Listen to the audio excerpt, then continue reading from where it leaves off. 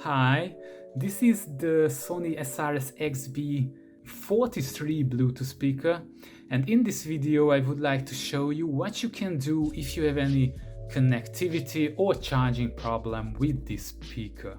So in this case, it's worth to try to set back the factory default settings of the speaker. Or it also comes handy if you want your speaker to forget all the formerly paired and connected devices. So to do this, I will turn on the speaker.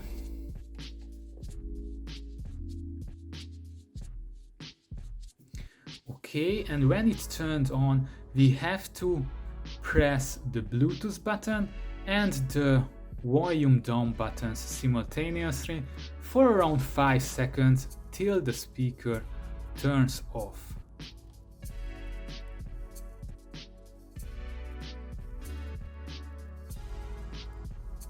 Okay, as you can see, it turned off, indicating that the reset was successful. So let's turn it on again. And as you can see, the Bluetooth LED is blinking, indicating that the speaker is already in pairing mode, so you can pair it to your devices. So I hope this procedure solved your problem. If yes, then please like this video and subscribe to this channel. You were watching The Speaker Fanatic.